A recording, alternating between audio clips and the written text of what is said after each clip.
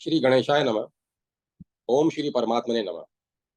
मत्स्य महापुराण 188वां अध्याय त्रिपुर दहा का वृतांत।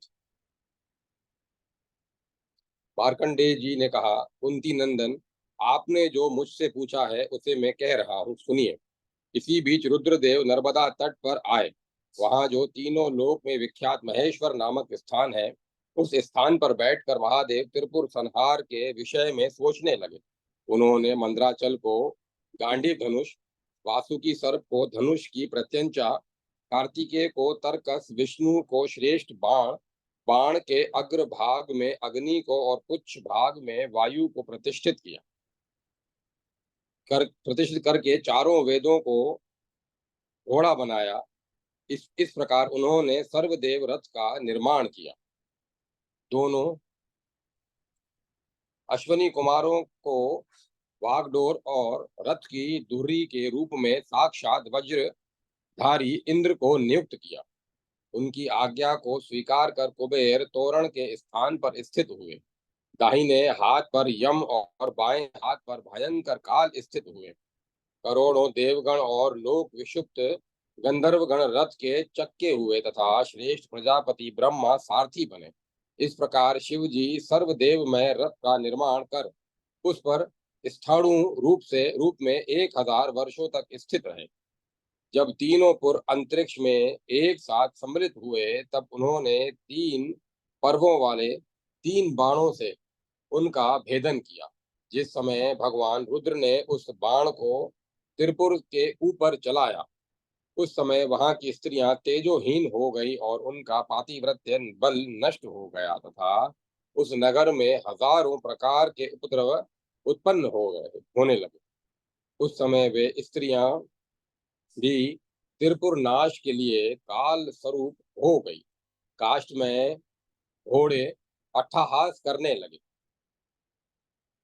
चित्र रूप में निर्मित जीव आंख को खोलने और बंद करने लगे। वहां के निवासी स्वप्न में अपने को लाल वस्त्र से अलंकृत देखने लगे। उन्हें स्वप्न में सभी वस्तुएं विपरीत दिखाई पड़ने लगी। वे इस प्रकार उन उत्पातों को देखने लगे।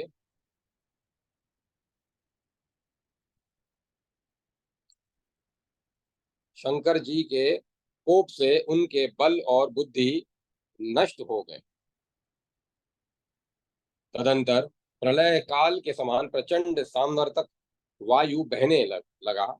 वायु से प्रेरित आग की भयंकर लपटें भी इधर उधर व्याप्त होने लगी, जिससे वहां वृक्ष समूह जलने लगे और पर्वत के शिखर गिरने लगे। सभी और लोग व्याकुल होकर चेतना रहित हो गए। चतुर्दिक भयंकर हाहाकार मच गया। सभी उद्यान नष्ट हो गए। वहां सब कुछ शीघ्र ही छिन्न भिन्न हो गया। शंकर जी द्वारा सभी दुख मग्न कर दिए गए। 3 शाखाओं वाले बाणों से वृक्ष, वाटिकाएं और विविध प्रसाद जलने लगे। यह प्रदीप्त अग्नि 10 दिशाओं में फैल गया। उस समय 10 दिशाएं मैनशील समूह के समान दिखने लगी। अग्निदेव अनेकों प्रकार की सैकड़ों शाखाओं से युक्त प्रज्वलित हो उठे, जिससे जला हुआ वह संपूर्ण त्रिपुर पलाश पुष्प के समान लाल रंग का दिखाई पड़ रहा था। उस समय धुएं के कारण एक घर से दूसरे घर में जाना संभव नहीं था। सभी लोग शंकर जी की क्रोध अग्नि से जलते हुए अत्यंत दुख के कारण चित्कार कर रहे थे। इस प्रकार सभी दिशाओं में धधकता हुआ त्रिपुर नगर जल रहा था। राजभवनों के शिखरों के अग्रभाग हजारों टुकड़ों में टूटकर गिर रहे थे। विविध मणियों से जटित अनेकों विमान और रमणीय घर उद्दीप्त आग से जल रहे थे। वहां के निवासी वृक्षों के समूह में, घरों के छज्जों के नीचे तथा सभी देवग्रहों में जलते हुए इधर उधर दौड़ रहे थे। आग की लपेट में आकर वे सभी विविध स्वरों में क्रंदन कर रहे थे। वहां पर्वत शिखर के समान अंगार समूह दिखाई दे रहे थे। पर्वत शिखर के समान विशाल गजराज इधर उधर जल रहे थे। सभी देवादिदेव शंकर की यूं स्तुति कर रहे थे, प्रभो, हम लोगों की रक्षा की। ये अग्नि से जलते हुए स्नेह के कारण एक दूसरे का आलिंगन कर इसी उसी प्रकार जलते हुए नष्ट हो रहे थे। इस प्रकार वहां सैकड़ों हजारों दानव जल रहे थे। हंसों और बदकों के हंसों और बतखों से परिपूर्ण एवं कमलों से युक्त पुष्करणी बगीचे तथा बावलियां जो एक योजन लंबी चौड़ी और खिले हुए कमलों से व्याप्त थी अग्नि से जलती हुई दिखाई दे रही थी। वहां रत्नों से विभूषित पर्वत शिखर के समान राजभवन अग्नि के द्वारा भस्म होकर गिर रहे थे। वे जल शून्य मेघ के समान दिखाई दे रहे थे। शंकर जी के क्रोध से प्रेरित अग्नि श्रेष्ठ स्त्री बालक वृद्ध गौ पक्षी और घोड़ों में फैलकर निर्दयता पूर्वक जल रहे थे। हजारों जागे हुए और अनेकों सोए हुए व्यक्ति जो पुत्र का गाढ़ आलिंगन किए हुए थे त्रिपुर अग्नि से जल रहे थे। वहां प्रचंड अग्नि के कारण प्रलयकालीन संताप परिव्याप्त था। उस त्रिपुराग्नि से कुछ लोग पत्नी की गोद में छिपे हुए ही भस्म हो गए और कुछ लोग माँ बाप से चिपके हुए ही जलकर भस्मसात हो गए।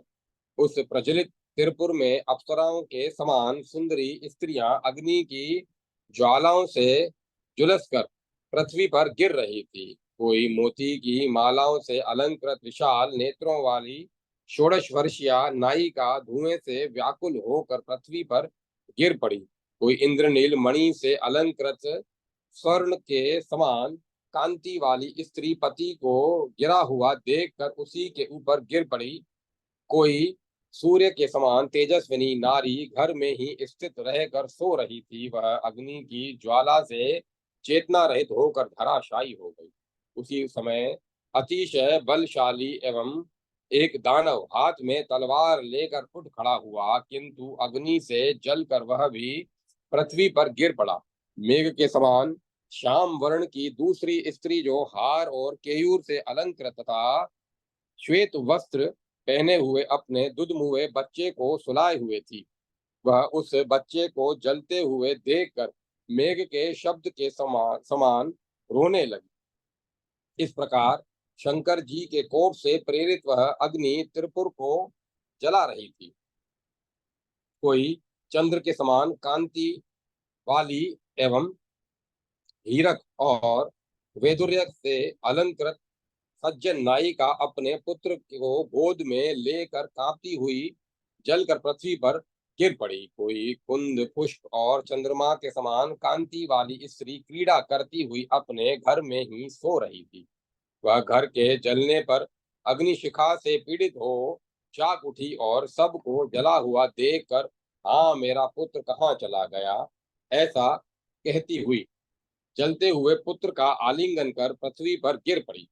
उदयकालीन सूर्य के समान कांति से युक्त एवं लक्ष्मी के मुख के समान शोभायमान मुख वाली कोई स्त्री भागती हुई जलकर पृथ्वी पर गिर गई।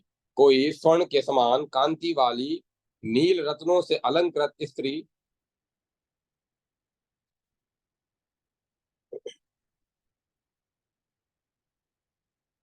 महान फल देने वाला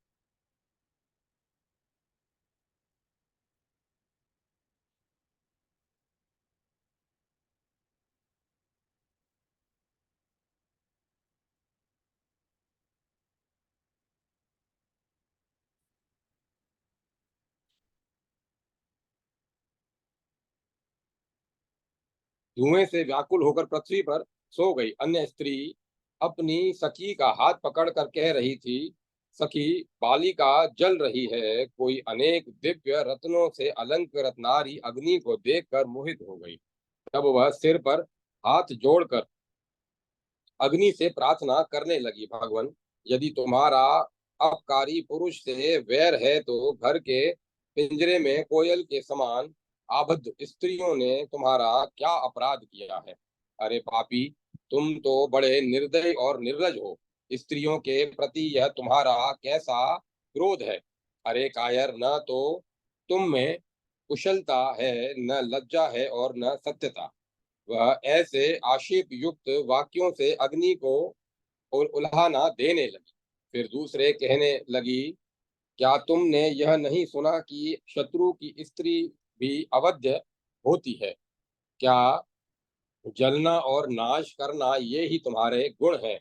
तुम्हारे में स्त्रियों के प्रति दया, भय अथवा उदारता नहीं है। मलेच्छ गण भी स्त्रियों को जलती हुई देखकर उन पर दया करते हैं। तुम तो मलेच्छों से भी बढ़कर हृदय शून्य दुर्निवार कष्ट हो।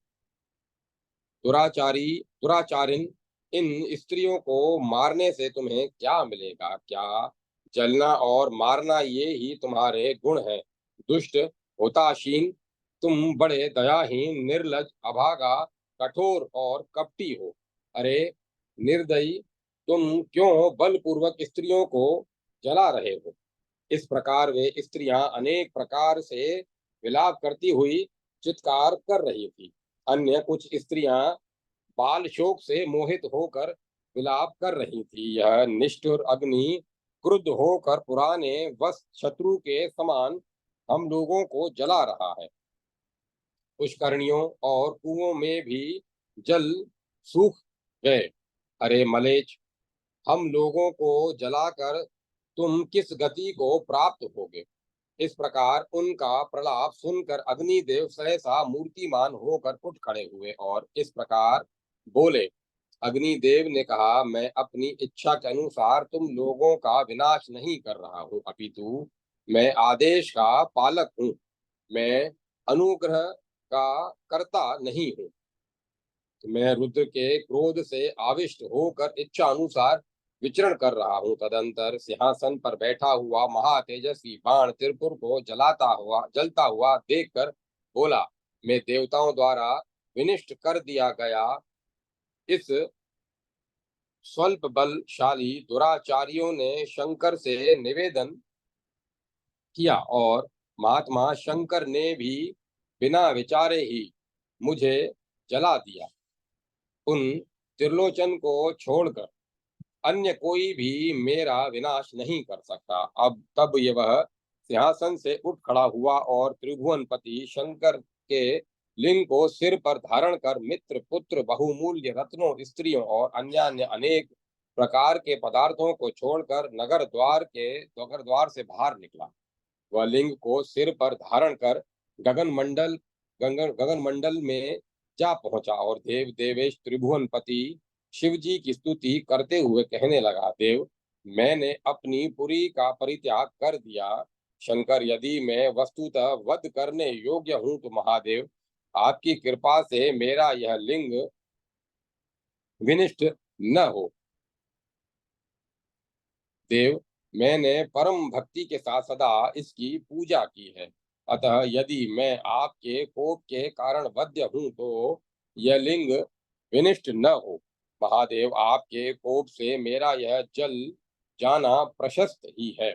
महादेव, प्रत्येक जन्म में मैं आपके चरणों में ही लीन हूँ। अतः देवादिदेव परमेश्वर, मैं तोटक छंद द्वारा आपकी स्तुति कर रहा हूँ। आप शिव, शंकर, शर्व और हर को नमस्कार है। भव, भीम, महेश्वर और सर्वभूत मय को प्रणाम है।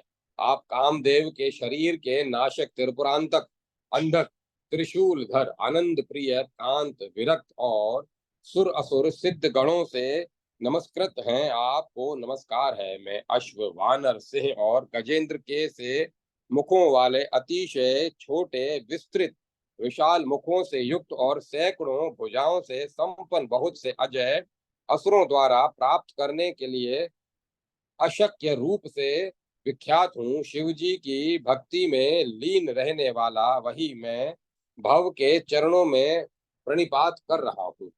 चंचल चंद्रकला से सुशोभित देव, आपको मेरा नमस्कार है। ये पुत्र, स्त्री, अश्वादि वैभव मेरे नहीं है, मेरे लिए तो आपका चिंतन ही एकमात्र शरण है। मैं सैकड़ों मैं सैकड़ों शरीर जन्म धारण कर पीड़ित हो चुका हूँ। आप आगे महानर्क में पड़ने की संभावना है। न जन्म से छुटकारा मिलने न जन्म से छुटकारा मिलेगा, न पाप बुद्धि से निवृत्त होऊंगा। शुद्ध कर्म में लगा हुआ ही मन उसे छोड़ देता है। कांपता हूँ कांपता है, भ्रमित होता है और भयभीत होता है। मेरे ही कुकर्म अच्छे कर्मों से मुझे हटाते हैं। जो मनुष्य संयत होकर पवित्र मन से दिव्य तोटक छंद के रचित स्तोत्र को पढ़ता है, उसके लिए भी रुद्र बाण के समान वरदायक होते हैं। उस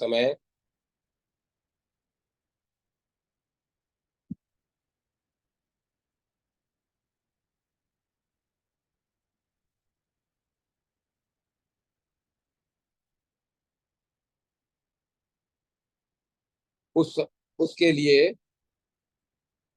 भी रुद्र बाण समान वरदायक होते हैं। उस समय स्वयं महेश्वर देव इस महादिव्य स्तोत्र को सुनकर उस पर प्रसन्न हो गए और इस प्रकार बोले। भगवान महेश्वर ने कहा, वत्स, तुम्हें डरना नहीं चाहिए। दानव, तुम पुत्र, मित्र, बंधु, पत्नी और भृत्यजनों के साथ स्वर्ण निर्मित नगर में निवास करो। बाण आज से तुम देवताओं द्वारा अवध्य हो गए। अब तुम लोक में सर्वथा निर्भय, अव्यय और अक्षय होकर विचरण करो। पांडु नंदन, इस प्रकार देवादिदेव ने बाण को पुनः वर प्रदान किया। तदंतर रुद्र ने अग्नि को जलाने से मना कर दिया। इस प्रकार महादेव शंकर ने बाणासुर के तृतीय पुर की रक्षा की।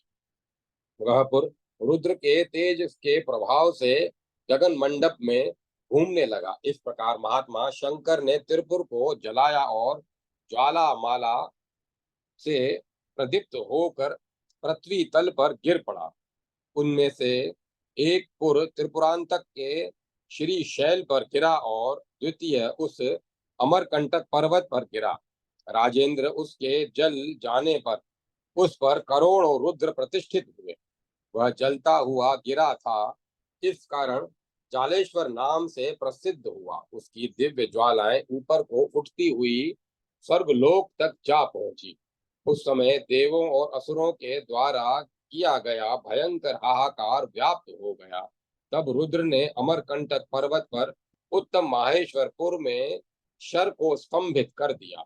पांडुनंदन, इस प्रकार अमरकंटक पर्वत पर जो व्यक्ति रुद्रकोटि की रचना करता है, वह 30 करोड़ 1,000 वर्ष पर्यंत 14 भुवनों का उपभोग कर अंत में पृथ्वी पर जन्म लेकर धार्मिक राजा होता है। एवं एक छत्र सम्राट होकर पृथ्वी का उपभोग करता है, इसमें संदेह नहीं।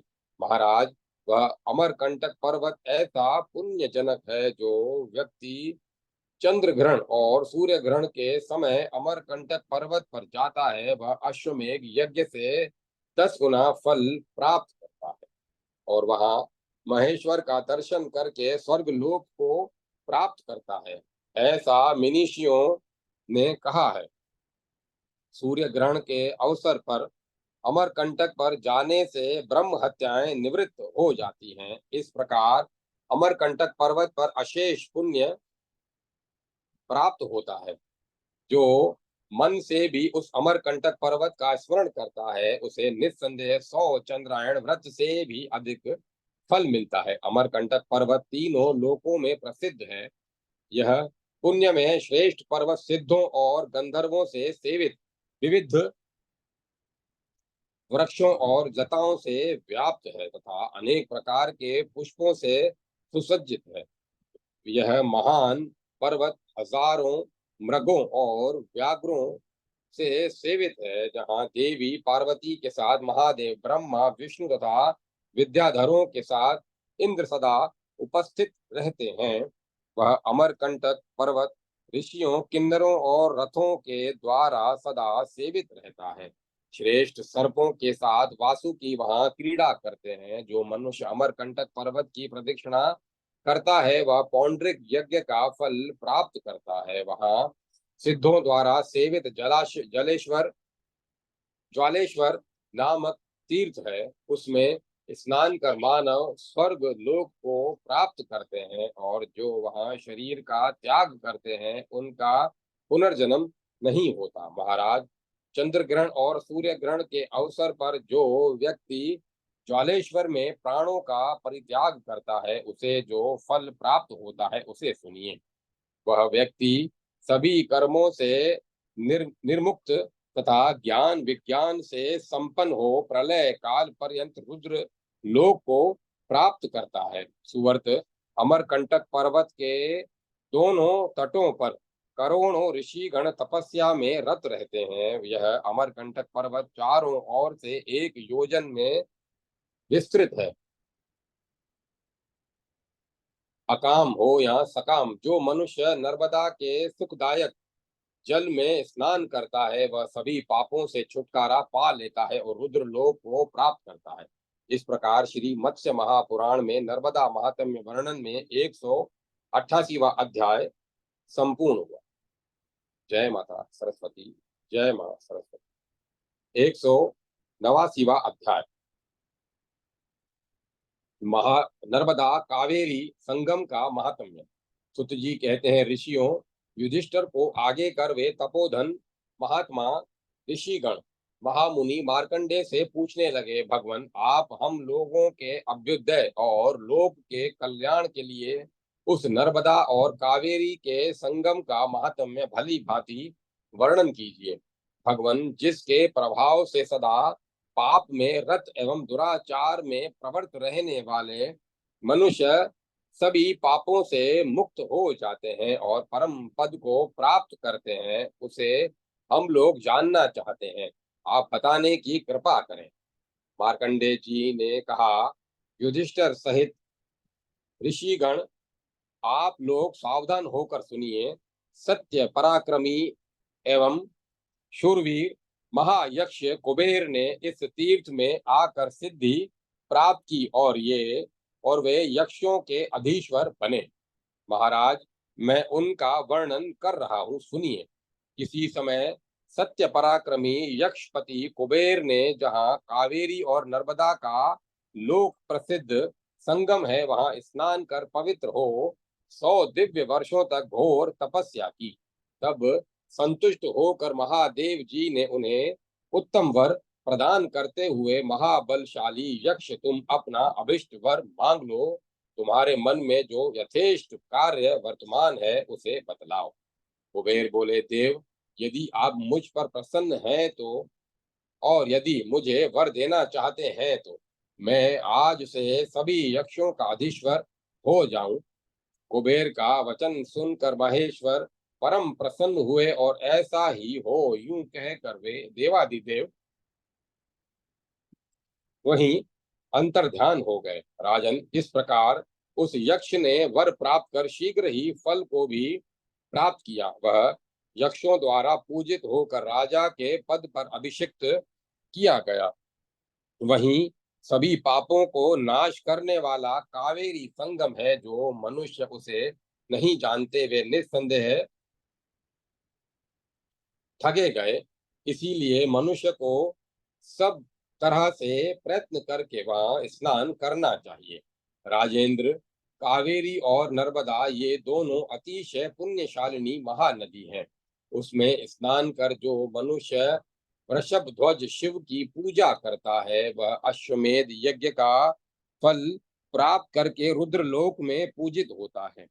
जो मनुष्य वहां अग्नि में प्रवेश करता है या जो उपवास पूर्वक निवास करता है उसे पुनरावृत्ति रहित गति प्राप्त होती है, ऐसा शंकर जी ने मुझे बतलाया था।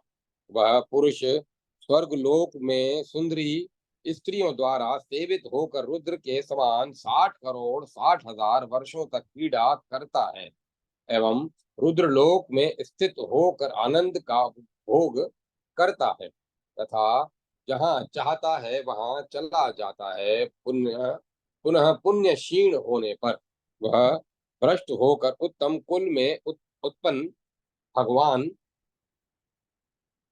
भोगवान दानशील और धार्मिक राजा होता है। इस संगम में जल का संयमक संयम संयमक पान कर मनुष्य चंद्रायण व्रत का फल प्राप्त करता है। जो मानव इसके पवित्र जल को पीता है वे स्वर्ग को चले जाते हैं। गंगा और यमुना के संगम में स्नान करने से मनुष्य को जिस फल की प्राप्ति होती है वही फल उसे कावेरी के संगम में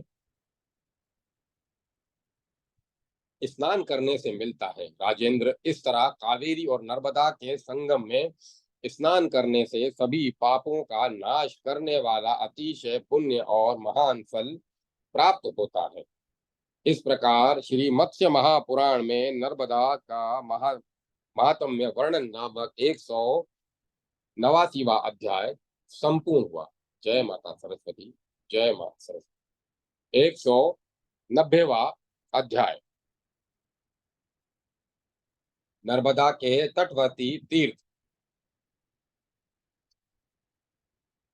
मार्कंडेय जी ने कहा, राजन, नर्मदा के उत्तर तट पर 1 योजन विस्तृत यंत्रेश्वर नाम से प्रसिद्ध एक श्रेष्ठ तीर्थ है जो सभी पापों का नाश करने वाला है।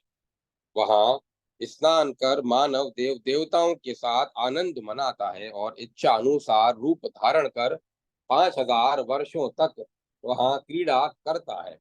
वहां गर्जन नामक तीर्थ की यात्रा करनी चाहिए जहां मेघ समूह ऊपर उठते रहते हैं। इस तीर्थ के प्रभाव से मेघनाथ को इंद्रजीत नाम प्राप्त हुआ था।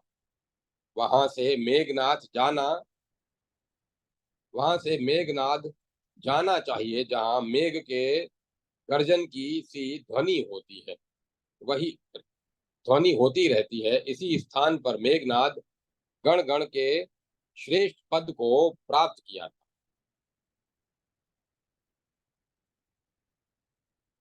राजेंद्र, इसके बाद अमृतकेश्वर तीर्थ में जाना चाहिए। राजन, वहां स्नान कर मानव 1000 गौओं के दान का फल प्राप्त करता है। नर्मदा के उत्तर तट पर प्रसिद्ध धारा तीर्थ है। उस तीर्थ में स्नान कर मनुष्य यदि पितरों और देवताओं का तर्पण करता है तो उसे मनोअभिलक्षित कामनाएं प्राप्त हो जाती है। राजेंद्र, इसके बाद ब्रह्मवर्त नाम से प्रसिद्ध तीर्थ में जाना चाहिए। युधिष्ठिर, वहां ब्रह्मा सदा विराजमान रहते हैं। राजेंद्र, उस तीर्थ में स्नान कर मनुष्य ब्रह्मलोक में पूजित होता है। वहां नियम पूर्वक संयत भोजन करता हुआ अंगरेश्वर जाना चाहिए। वहां स्नान करने से मनुष्य सभी पापों से मुक्त होकर रुद्रलोक को जाता है। राजेंद्र, वहां से कपिला नाम से प्रसिद्ध श्रेष्ठ तीर्थ में जाना चाहिए। राजन, वहां स्नान करने से मनुष्य कपिला गौ के दान का फल प्राप्त करता है। उसके बाद देवों और ऋषियों से सेवित करंज नामक तीर्थ की यात्रा करनी चाहिए। राजन, इस तीर्थ में स्नान करने से मनुष्य को गोलोक की प्राप्ति होती है। राजेंद्र, तदंतर श्रेष्ठ कुंडलेश्वर नामक तीर्थ में जाना चाहिए। वहां उमा के साथ रुद्र सदा निवास करते हैं। राजेंद्र, इस तीर्थ में स्नान कर जो वह देवताओं द्वारा भी वंदनीय हो जाता है। राजेंद्र, तत्पश्चात सभी पापों के नाशक पिपलेश तीर्थ की यात्रा करनी चाहिए। वहां स्नान करने से मनुष्य रुद्रलोक में पूजित होता है। राजेंद्र, वहां से श्रेष्ठ विमलेश्वर तीर्थ में जाना चाहिए। वहां महेश्वर द्वारा निर्मित एक देवशिला है। वह स्थान पर प्राणों का उस स्थान पर प्राणों का त्याग करने से रुद्रलोक की प्राप्ति होती है। तदुपरांत पुष्करणी तीर्थ में जाकर वहां स्नान करें। वहां स्नान करने मात्र से मानव इंद्र का आधा आसन प्राप्त कर लेता है। नदियों में श्रेष्ठ नर्मदा रुद्र के शरीर से निकली है। वह स्थावर और जगम सभी जीवों का उद्धार करती है। ऐसा सभी देवताओं के अधीश्वर महात्मा शंकर ने स्वयं ऋषि गण को और विशेषकर मुझे बताया है। मुनियों ने उस इस श्रेष्ठ नर्मदा नदी की स्तुति की। यह नर्मदा संसार के हित की कामना से रुद्र के शरीर से निकलती है। यह सभी पापों का श्रय करने वाली और सभी देवों द्वारा नमस्कृत है। देव, गंधर्व और अप्सराओं ने इसकी भली भांति स्तुति की है। आदि गंगे, तुम्हें नमस्कार है। पुण्य सलीले, तुम्हें प्रणाम है। सागर की ओर गमनशील, तुम्हें अभिवादन है। पापों को नष्ट करने वाली एवं सुंदर मुख वाली देवी, तुम्हें नमस्कार है। तुम ऋषि समूह एवं सिद्धों से सेवित हो, तुम्हें प्रणाम है। शंकर के शरीर से निकली हुई तुम्हें अभिवादन है। तुम धर्मात्मा प्राणियों को वर देने वाली हो, तुम्हें नमस्कार है। सभी को पवित्र एवं निष्पाप करने वाली, तुम्हें नमस्कार है। सभी को पवित्र एवं निष्पाप करने वाली, तुम्हें प्रणाम है। जो श्रद्धा से समन्वित होकर इस स्तोत्र का नित्य पाठ करता है, वह ब्राह्मण हो या वेदज्ञ और क्षत्रिय हो तो वह ब्राह्मण हो तो वेदज्ञ और क्षत्रिय हो तो विजयी होता है। वैश्य धन का लाभ करता है और रुद्र शूद्र को शुभ गति की प्राप्ति होती है। अर्थ को चाहने वाला सदा स्मरण मात्र से ही अर्थ लाभ करता है। साक्षात महेश्वर देव नर्मदा नदी का नित्य सेवन करते हैं। इसीलिए इस पवित्र नदी को ब्रह्म हत्या रूपी पाप का निवारण करने वाली जानना चाहिए। इस प्रकार श्री मत्स्य महापुराण के नर्मदा महात्म्य वर्णन प्रसंग में 190वां अध्याय संपूर्ण हुआ। 191वां अध्याय। जय माता सरस्वती, जय माता। 191वां अध्याय नर्मदा के तटवर्ती तीर्थों का महात्म्य। मार्कंडेय जी ने कहा, राजन, तभी से ब्रह्म आदि देवता और तपस्वी ऋषिगण क्रोध राग से रहित होकर नर्मदा का सेवन करते हैं। युधिष्ठिर ने पूछा, मुनि श्रेष्ठ, इस पृथ्वी पर महादेव जी का त्रिशूल किस स्थान पर गिरा था? उस स्थान का पुण्य यथार्थ रूप से बतलाइए। मार्कंडेय जी बोले, वह महान पुण्यमय तीर्थ शूल भेद नाम से प्रसिद्ध है। वहां स्नान कर महादेव जी की पूजा करें, उससे 1000 गौदान का फल प्राप्त होता है। नराधिप, जो मनुष्य उस तीर्थ स्थान में दिन रात तक 3 रात तक महादेव जी की पूजा करके निवास करता है, उसे पुनर्जन्म नहीं होता। उसके बाद श्रेष्ठ भीमेश्वर और नारदेश्वर तीर्थ की यात्रा करें। आदितेश तीर्थ महान पुण्यशाली और पाप का नाशक कहा गया है। नंदीकेश का दर्शन करने से जन्म धारण करने का पर्याप्त फल सुलभ हो जाता है। इसके बाद वरुणेश एवं स्वतंत्रेश्वर का दर्शन करें। इस पंचायतन का दर्शन करने से सभी तीर्थों का फल प्राप्त हो जाता है। राजेंद्र,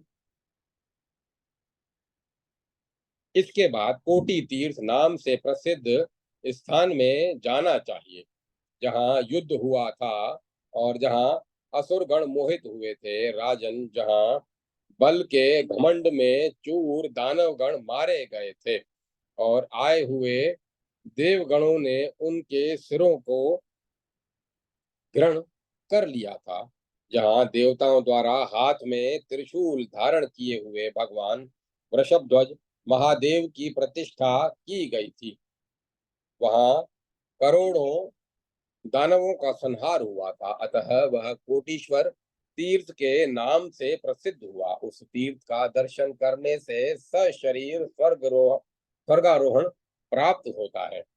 जब से इंद्र ने कृपणता के कारण वज्र को कील से कीलित कर दिया, तब से साधारण लोगों के लिए स्वर्ग का मार्ग बंद हो गया।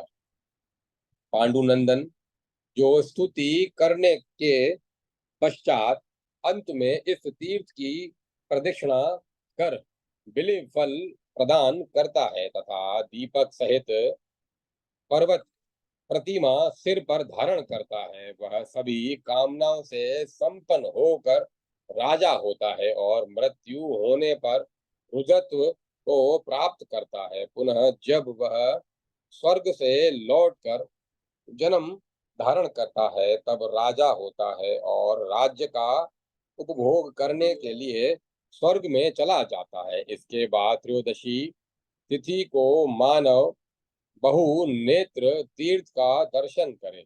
वहां मनुष्य स्नान मात्र करने से सभी यज्ञों के फल को प्राप्त कर लेता है। राजेंद्र, तदंतर मनुष्यों के पापों का नाश करने के लिए विख्यात अगस्तेश्वर नामक श्रेष्ठ एवं परम रमणीय तीर्थ की यात्रा करें।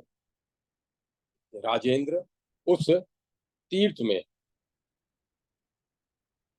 स्नान करने से मानव ब्रह्मलोक में पूजित होता है। जो जितेंद्रिय मानव समाहित चित्त से कार्तिक मास के कृष्ण पक्ष की चतुर्दशी तिथि में महादेव जी को घृत से स्नान कराता है, उसका 21 पीढ़ी तक महेश्वर के पद से पतन नहीं होता। वहां यदि विप्रों को धेनु, जूता, छाता, घी, कंबल और भोजन का दान दिया जाए तो वह सभी करोड़ गुना हो जाता है। राजेंद्र, तदुपरांत उत्तम बालकेश्वर तीर्थ में जाना चाहिए। राजन, उस तीर्थ में स्नान करने से मानव सिंहासन का अधिपति होता है। नर्मदा के दक्षिण तट पर इंद्र का प्रसिद्ध तीर्थ है। वहां एक रात का उपवास कर विधि विधान से स्नान करे। स्नान करने के बाद विधि पूर्वक जनार्दन की अर्चना करे तो उसे 1000 गौओं के दान का फल प्राप्त होता है और वह विष्णु लोक में जाता है। तत्पश्चात मनुष्यों के सभी पापों के नाशक ऋषि तीर्थ की यात्रा करें। वहां स्नान मात्र करने से मानव शिवलोक को चला जाता है। वहां नारद जी का परम रमणीय तीर्थ है। वहां स्नान मात्र से मानव 1000 गौओं के दान का फल प्राप्त करता है। राजन, इसके बाद प्राचीन काल में ब्रह्मा द्वारा निर्मित देव तीर्थ में जाए। वहां स्नान करने से मनुष्य ब्रह्मलोक में पूजित होता है। तदंतर प्राचीन काल में देवों द्वारा स्थापित अमरकंटक की यात्रा करे। वहां स्नान करने मात्र से मनुष्य रुद्रलोक में पूजित होता है। राजेंद्र, तत्पश्चात श्रेष्ठ रावणेश्वर तीर्थ की यात्रा करनी चाहिए। वहां मनुष्य प्रतिदिन देव मंदिर का दर्शन कर ब्रह्म हत्या से मुक्त हो जाता है। तदुपरांत ऋण तीर्थ में जाए। वहां जाने से मानव निश्चय ही ऋणों से मुक्त हो जाता है। इसके बाद वटेश्वर का दर्शन करके मनुष्य जन्म का पूर्ण फल प्राप्त कर लेता है। राजन, तदंतर सभी व्याधियों को नाश करने वाले भीमेश्वर तीर्थ की यात्रा करे। उस तीर्थ में स्नान करने मात्र से मनुष्य सभी दुखों से छुटकारा पा जाता है। राजेंद्र, तत्पश्चात श्रेष्ठतम तुरासंग तीर्थ की यात्रा करनी चाहिए। वहां स्नान कर महादेव जी की पूजा करने से सिद्धि प्राप्त होती है। इसके बाद सोम तीर्थ में जाए और वहां परम श्रेष्ठ चंद्रमास का चंद्रमा का दर्शन करे। राजन, उस तीर्थ में परम भक्ति से युक्त हो स्नान करने से मानव उसी क्षण दिव्य शरीर धारण कर शिव के समान चीरकाल पर्यंत आनंद का अनुभव करता और 60,000 वर्षों तक रुद्रलोक में पूजित होता है। राजेंद्र, इसके बाद श्रेष्ठ पिंगलेश्वर तीर्थ की यात्रा करे। वहां एक दिन रात उपवास करने से त्रिरात्र का फल प्राप्त होता है। राजेंद्र, उस तीर्थ में जो कपिला गौ का दान देता है, उस दाता के वंश के कुल वाले उस गौ के शरीर में जितने रुए होते हैं, उतने 1000 वर्षों तक रुद्रलोक में पूजित होते हैं। नराधिप, उस तीर्थ में जो मानव प्राण का परित्याग करता है, वह चंद्र और सूर्य के में स्थिति पर्यंत अक्षय काल तक आनंद का अनुभव करता है। जो श्रेष्ठ मानव नर्मदा के तट पर निवास करता है, वे मरकर संत और पुण्यवान व्यक्तियों के समान स्वर्ग में जाते हैं। तदंतर करकोटेश्वर नाम से प्रसिद्ध सुरेश्वर की यात्रा करनी चाहिए। वहां पुण्यतिथि को गंगा का अवतरण होता है, इसमें संदेह नहीं है। तत्पश्चात नंदी तीर्थ में जाए और उसमें जाए और वहां विधि पूर्वक स्नान करें। इससे उस पर नंदीश्वर शिव प्रसन्न होते हैं और वह चंद्रलोक में पूजित होता है। तत्पश्चात व्यास के तपोवन दीपेश्वर तीर्थ की यात्रा करें। वहां प्राचीन काल में व्यास से डरकर महानदी पीछे की और लौटने लगी थी। तब व्यास के हुकार से वह दक्षिण की ओर प्रवाहित हुई। नराधिप, उस तीर्थ की जो प्रदक्षिणा करता है, वह चंद्र और सूर्य की स्थिति पर्यंत अक्षय काल तक आनंद का उपभोग करता है। उस समय उस पर व्यास देव प्रसन्न होते हैं और उसे अभिष्ट फल की प्राप्ति होती है। वहां वेदी पर सूत्र से परिवेष्टित दीप का दान करना चाहिए। ऐसा करने से मानव रुद्र की तरह अक्षय काल तक आनंद पूर्वक जीवन व्यापन करता है। राजेंद्र, तदुपरांत श्रेष्ठ अरणी तीर्थ की यात्रा करनी चाहिए। अरणी नदी पापनाशक के रूप में तीनों लोकों में विख्यात है। उसके संगम में स्नान करने से मनुष्य सभी पातकों से मुक्त हो जाता है। अथवा यदि मनुष्य अश्वनी मास के शुक्ल पक्ष में अष्टमी तिथि को स्नान करके पवित्र हो उपवास पूर्वक एक ब्राह्मण को भोजन कराते, तो उसे 1 करोड़ ब्राह्मणों को भोजन कराने का फल प्राप्त होता है।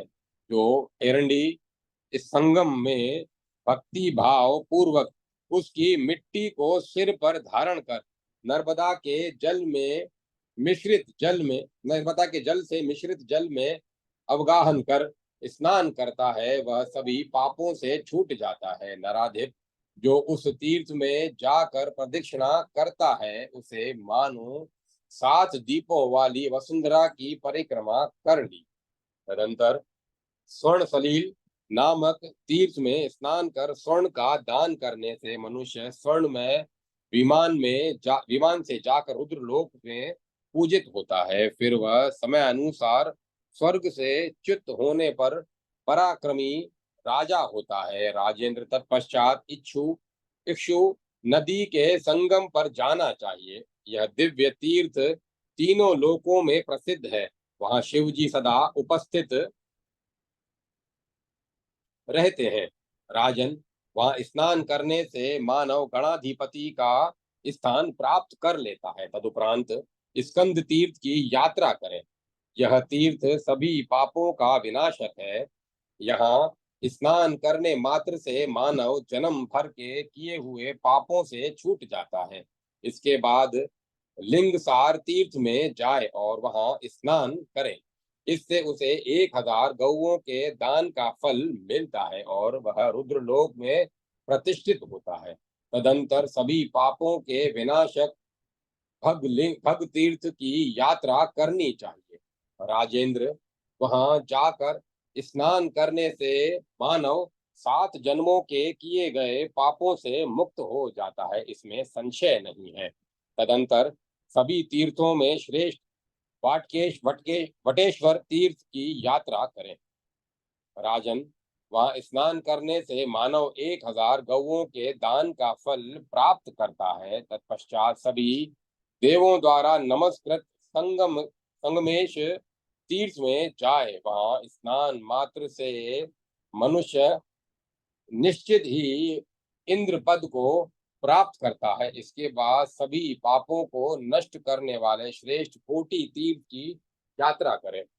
वहां स्नान कर मनुष्य राज्य की प्राप्ति करता है, इसमें संदेह नहीं। उस तीर्थ में आकर जो मनुष्य दान देता है उसका सब कुछ उस तीर्थ के प्रभाव से करोड़ गुना हो जाता है। यदि वहां कोई स्त्री स्नान करती है तो वह निस्संदेह गौरी अथवा इंद्र पत्नी शची के समान हो जाती है। इसके बाद अंगरेश तीर्थ की यात्रा करके वहां स्नान करें। वहां स्नान मात्र करने से मनुष्य रुद्रलोक में प्रतिष्ठा प्राप्त करता है। जो मनुष्य पवित्र एवं संयत मन होकर अंगारक चतुर्थी के दिन वहां स्नान करता है वह अक्षय काल तक आनंद का उपभोग करता है। अयोनिसंभव नामक तीर्थ में स्नान करने से मनुष्य को योनि संकट का दर्शन नहीं होता।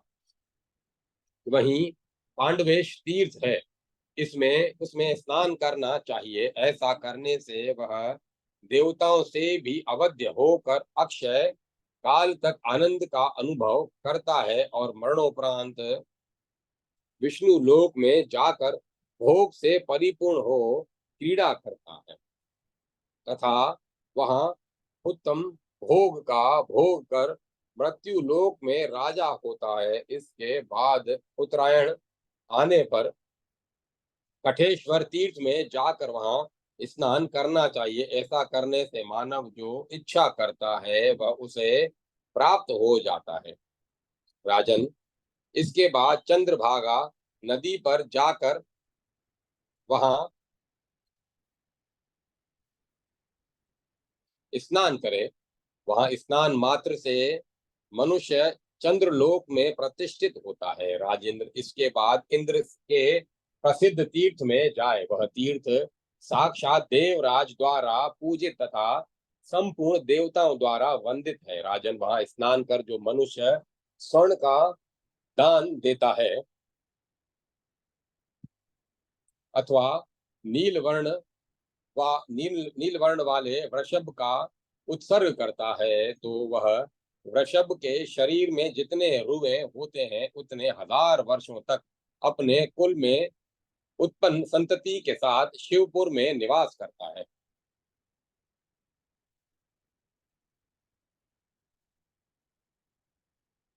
इसके बाद स्वर्ग से गिरने पर वह पराक्रमी राजा होता है। नराधिप, उस तीर्थ के प्रभाव से मृत्यु लोक में आकर वह श्वेत वर्ण वाले हजारों अश्वों का स्वामी होता है। राजन, तदंतर ब्रह्माव्रत नामक श्रेष्ठ तीर्थ की यात्रा करें। राजन, उस तीर्थ में स्नान कर देवताओं और पितरों का विधिवत तर्पण करना चाहिए। नरेश्वर, सूर्य के कन्या राशि में स्थित होने पर जो वहां एक रात उपवास करके विधि पूर्वक पिंडदान करता है उसका वह कर्म अक्षय हो जाता है। राजेंद्र, तत्पश्चात श्रेष्ठ कपिला तीर्थ की यात्रा करनी चाहिए। राजन, उस तीर्थ में स्नान कर जो मनुष्य कपिला गौ का दान करता है उसे संपूर्ण पृथ्वी का दान करने से जो फल प्राप्त होता है वह मिल जाता है। नर्मदेश उत्तम तीर्थ स्थान है, इसके समान तीर्थ न हुआ है न होगा। राजन, उस तीर्थ में स्नान कर मानव अश्वमेध यज्ञ का फल प्राप्त करता है। नर्मदा के दक्षिण तट पर श्रेष्ठ संगमेश्वर तीर्थ है। राजन, वहां स्नान करने पर मनुष्य सभी यज्ञों के फल को प्राप्त करता है और वह पृथ्वी पर सभी प्रकार के उद्यमों से संपन्न, सभी शुभ लक्षणों से युक्त तथा सभी प्रकार की व्याधियों से रहित राजा होता है। नर्मदा के उत्तर तट पर अत्यंत मनोहर आदित्य यतन नामक दिव्य तीर्थ है, ऐसा महादेव जी ने कहा है। राजेंद्र, उस तीर्थ में स्नान करके जो यथाशक्ति दान देता है, उसका वह दान उस तीर्थ के प्रभाव से अक्षय हो जाता है। जो दरिद्र, रोगग्रस्त और दुष्कर्मी है, वे भी यहाँ स्नान करने से सभी पापों से मुक्त होकर सूर्य लोक को चले जाते हैं। जो मनुष्य माघ मास के शुक्ल पक्ष की सप्तमी तिथि आने पर इंद्रियों का संयम कर और निराहार रहकर इस आदित्यातन तीर्थ में निवास करता है, वह न तो वृद्धावस्था और रोग से ही ग्रस्त होता है, न गूंगा, अंधा अथवा बहरा ही होता है, अपितु भाग्यशाली, रूपवान और स्त्रियों का प्रिय होता है। राजेंद्र, इस प्रकार मार्कंडे जी ने इस महान पुण्यदायक तीर्थ का वर्णन किया था। जो उस तीर्थ को नहीं जानते वे निस्संदेह वंचित ही है। इसके बाद गंगरेश्वर तीर्थ में जाकर वहां स्नान करे। वहां स्नान करने से ही मानव स्वर्ग लोक को प्राप्त कर लेता है और 14 इंद्रों के कार्यकाल तक वह स्वर्ग में आनंद पूर्वक निवास करता है। राजेंद्र, उसी के समीप में नागेश्वर नामक तपोवन है। वहां स्नान कर मनुष्य नागलोक को प्राप्त करता है और अनेकों नाग कन्याओं के साथ अक्षय काल तक क्रीड़ा करता है। तदंतर कुबेर भवन में जाए, वहां जहाँ कुबेर विराजमान रहते हैं, जहाँ कुबेर संतुष्ट हुए थे, वह कालेश्वर नामक उत्तम तीर्थ है। राजेंद्र, उस तीर्थ में स्नान करने से मनुष्य को सभी संपत्तियां प्राप्त हो जाती हैं। तत्पश्चात उससे पश्चिम में स्थित श्रेष्ठ मारुतालय तीर्थ की यात्रा करनी चाहिए। राजेंद्र, जो बुद्धिमान वहां स्नान करके पवित्र हो, सावधानी पूर्वक यथाशक्ति स्वर्ण का दान करता है, वह पुष्पक विमान द्वारा वायु लोक को चला जाता है। युधिष्ठर, तदुपरांत माघ मास के कृष्ण पक्ष की चतुर्दशी तिथि को यव तीर्थ में जाकर स्नान करे और रात में उसी भोजन करे। ऐसा करने वाले पुरुष को पुनः योनि संकट का दर्शन नहीं करना पड़ता। इसके बाद अहिल्या तीर्थ में जाए और वहां स्नान करे। वहां स्नान मात्र करने से मानव अप्सराओं के साथ आनंद का उपभोग करता है। उस तीर्थ में अहिल्या ने तपस्या कर मुक्ति पाई थी।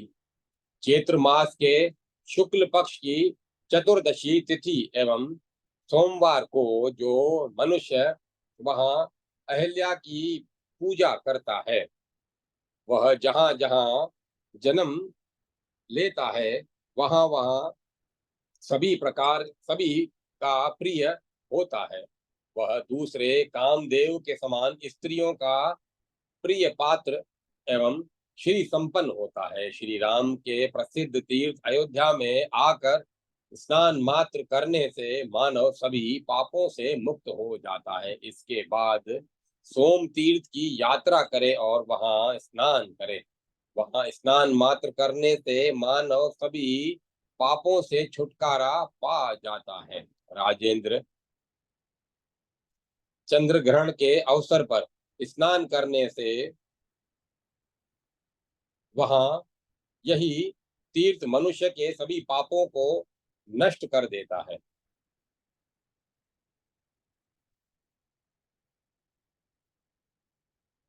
महान फल देने वाला यह सोम तीर्थ तीनों लोकों में प्रसिद्ध है। नराधिप, उस तीर्थ में जो चंद्रायण व्रत करता है वह सभी पापों से विशुद्ध होकर सोमलोक को चला जाता है। जो अग्नि में प्रवेश कर जल में डूबकर या भोजन का परित्याग कर इस सोम तीर्थ में प्राण का त्याग करता है वह पुनः मृत्यु लोक में जन्म नहीं ग्रहण करता। तदंतर शुभ तीर्थ में जाए और वहां स्नान करे। वहां स्नान करने मात्र से मनुष्य गोलोक में पूजित होता है। राजेंद्र, तत्पश्चात सर्वोत्तम विष्णु तीर्थ की यात्रा करें। विष्णु का यह सर्वश्रेष्ठ स्थान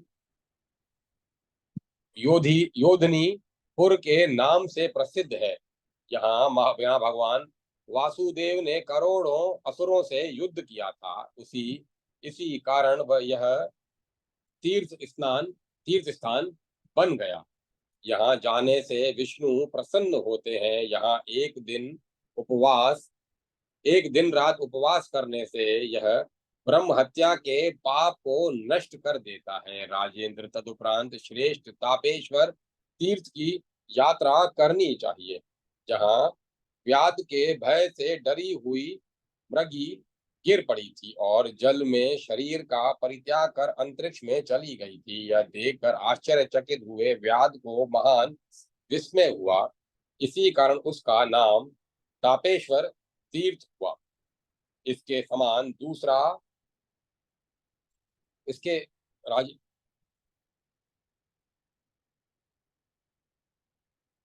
इसके समान दूसरा तीर्थ न हुआ है, न होगा। राजेंद्र, इसके बाद श्रेष्ठ ब्रह्म तीर्थ की यात्रा करनी चाहिए। यह तीर्थ अमोहक नाम से प्रसिद्ध है। यहाँ पितरों का तर्पण और तथा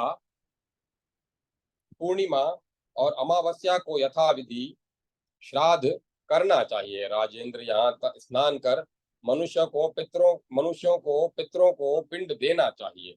वहाँ जल में गज के आकार की एक शिला प्रतिष्ठित है। उसी शिला पर विशेषतया वैशाख की पूर्णिमा को पिंड देना चाहिए। ऐसा करने से जब तक पृथ्वी स्थित रहती है तब तक पितृगण तृप्त बने रहते हैं। राजेंद्र, तदंतर श्रेष्ठ सिद्धेश्वर तीर्थ की यात्रा करें। राजन, वहां स्नान करने से मनुष्य गणपति के समीप पहुंच जाता है। राजेंद्र, तत्पश्चात जनार्दन लिंग की यात्रा करें। राजेंद्र, वहां स्नान करने से मनुष्य विष्णु लोक में पूजित होता है। नर्मदा के दक्षिण तट पर परम रमणीय कुसुमेश्वर तीर्थ है। वहां स्वयं कामदेव ने कठोर तपस्या की थी। उसके 1000 दिव्य वर्षों तक शंकर जी ने शंकर जी की सर्वभाव से उपासना की थी, किंतु महात्मा शंकर जी की समाधि के भंग होने से वह भस्म हो गया। इसी प्रकार कुसुमेश्वर में स्थित श्वेत परवा, यम, हुताशा और शुक्र परवा ये सभी भी किसी समय जल गए थे। 1000 दिव्य वर्षों तक तपस्या करने पर माहेश्वर इन पर प्रसन्न हुए। इस प्रकार प्रसन्न हुए उमा सहित रुद्र ने उन्हें वर प्रदान किया। तब इन लोगों को मोक्ष प्रदान कर नर्मदा के तट पर प्रतिष्ठित हो गए। तदंतर उस भाव से उन लोगों को पुनः देवत्व प्राप्त हो गया।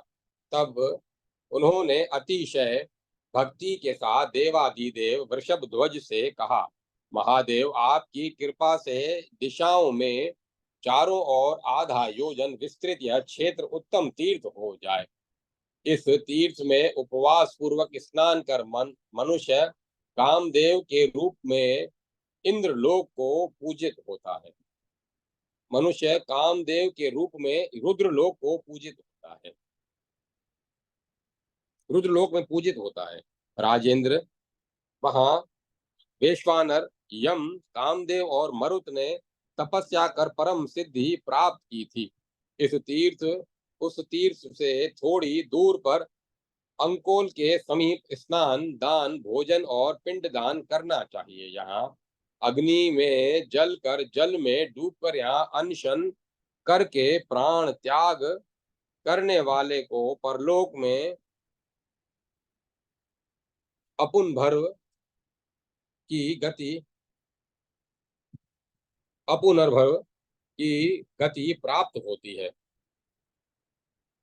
जो व्यक्ति त्र्यंबक तीर्थ के जल से चरु पकाकर अंकोल के मूल में विधि पूर्वक पिंड दान करता है, उसके पितृगण चंद्र और सूर्य की स्थिति पर्यंत तृप्त रहते हैं। चंद्रायण उत्तरायण आने पर चाहे पुरुष हो या स्त्री, जो कोई भी घृत से स्नान करता है और पवित्र होकर उस आयतन में निवास करता है तथा प्रातः काल सिद्धेश्वर देव की पूजा करता है, वह जिस गति को प्राप्त करता है वह सभी यज्ञों के करने से भी नहीं प्राप्त हो सकती। काल गति से पुनः जब वह मृत्यु लोक में जन्म ग्रहण करता है, तब सौभाग्यशाली एवं रूप से संपन्न होकर समुद्र पर्यंत पृथ्वी का राजा होता है। जो वहां आकर महाबली दंडपाणी क्षेत्रपाल का दर्शन नहीं करता और कर्णकुंडल को नहीं देखता, उसकी यात्रा व्यर्थ हो जाती है। इस प्रकार तीर्थ के फल को जानकर सभी देवगण वहां उपस्थित होकर कुसुमों की वृष्टि करने लगे। इसी से यह कुसुमेश्वर नाम से विख्यात हुआ। इस प्रकार श्री मत्स्य महापुराण में नर्मदा महात्म्य वर्णन में 191वां अध्याय संपूर्ण हुआ। जय माता सरस्वती। जय मां सरस्वती।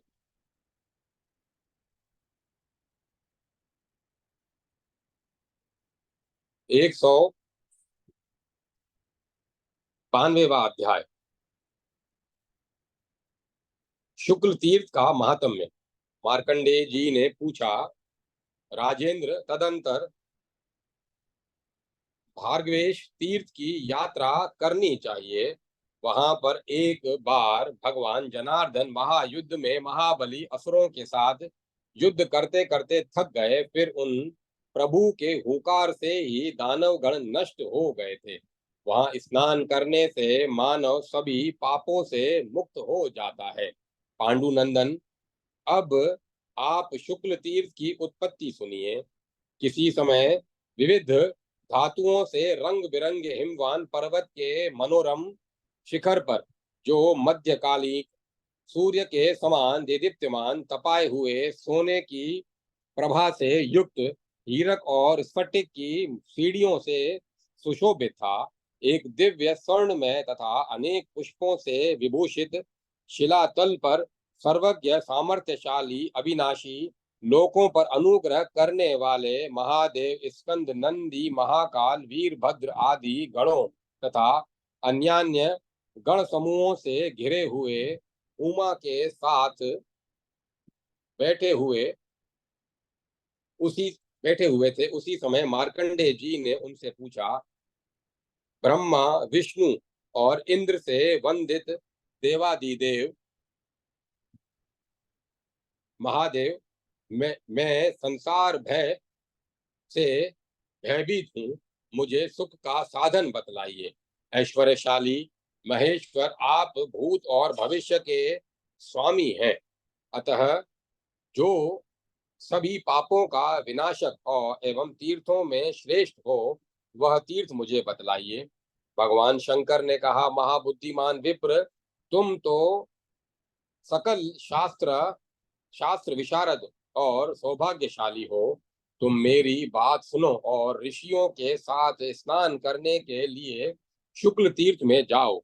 मनु, अत्रि, कश्यप, याज्ञवल्क्य, पुष्णा, अंगिरा, यम, आप स्तंभ, संवर्त, कात्यायन, बृहस्पति, नारद और गौतम, ये ऋषिगण धर्म की अभिलाषा से युक्त हो उसी तीर्थ का सेवन करते हैं। गंगा कनखल में पुण्य को देने वाली है। सूर्य ग्रहण के समय प्रयाग, पुष्कर, गया और कुरुक्षेत्र विशिष्ट पुण्यदायक हो जाता है, किंतु शुक्ल तीर्थ दिन या रात सभी समय महान पुण्य फल देने वाला है।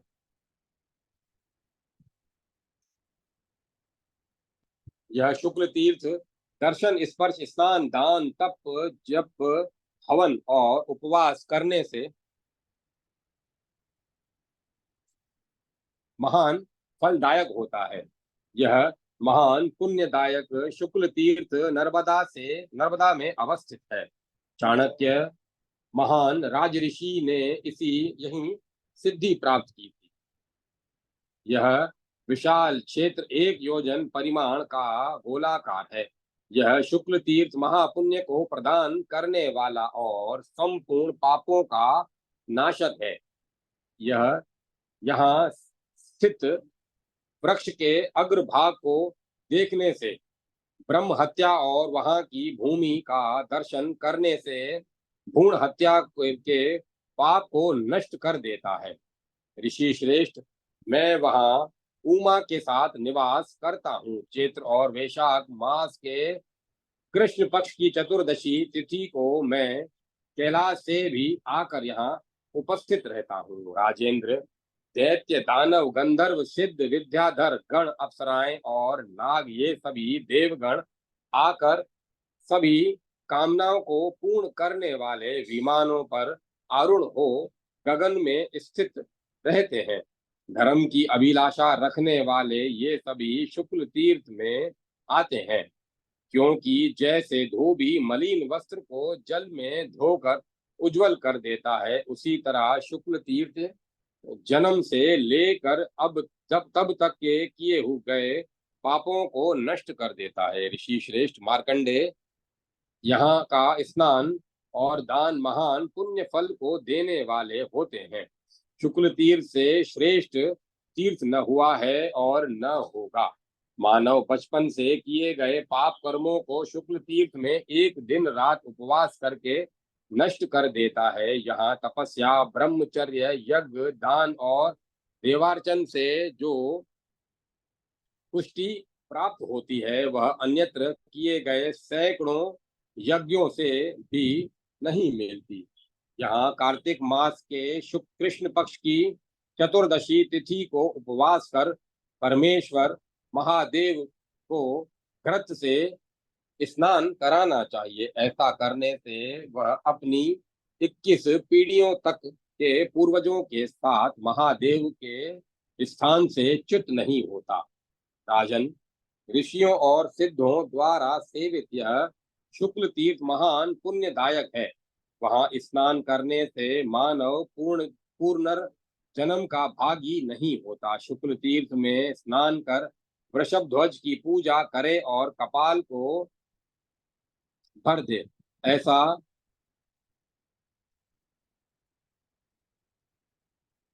ऐसा करने से महेश्वर प्रसन्न होते हैं। वस्त्र के ऊपर भक्ति के साथ अर्धनारीश्वर महादेव का चित्र लिखावे और शंख तुरही के शब्दों एवं उत्तम ब्राह्मणों के द्वारा वैदिक मंत्रों के उच्चारण के साथ साथ नृत्य, गीत आदि मंगल कार्य करते हुए वहां रात में जागरण कराए। प्रातःकाल शुक्ल तीर्थ में स्नान करके देवता की पूजा करें। तत्पश्चात शिव व्रत परायण पवित्र आचार्यों को भोजन कराए और कृपणता छोड़कर उन्हें यथाशक्ति दक्षिणा दे। इसके बाद उनकी प्रदक्षिणा कर धीरे से देवता के समीप जाए। जो ऐसा करता है उसे प्राप्त होने वाला पुण्य फल सुनिए।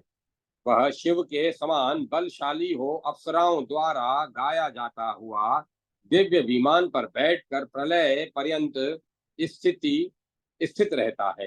जो स्त्री शुक्ल तीर्थ में शुभ कारक स्वर्ण का दान करती है और महादेव को घृत से स्नान कराकर कुमार स्कंद की भी पूजा करती है भक्ति पूर्वक। ऐसा करने वाली स्त्री को जो पुण्य फल प्राप्त होता है उसे सुनिए।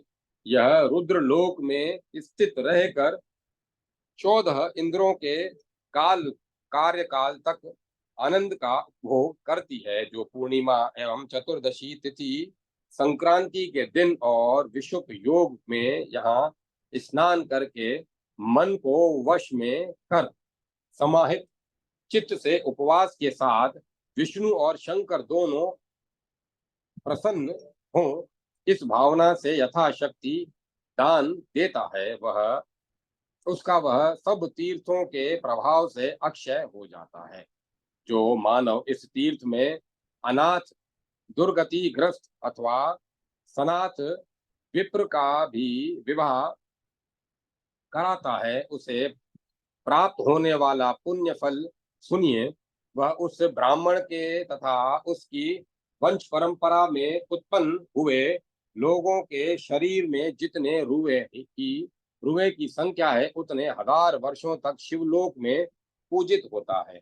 इस प्रकार श्री मत्स्य महापुराण में नर्मदा महात्म्य में 192वां अध्याय संपूर्ण हुआ। जय माता सरस्वती। जय मां सरस्वती। ओम नमः शिवाय। ओम नमो नारायण। ओम नमो भगवते वासुदेवाय। ओम तत्सत। ओम तत्सत। ओम। अब कथा को विराम दिया जाता है।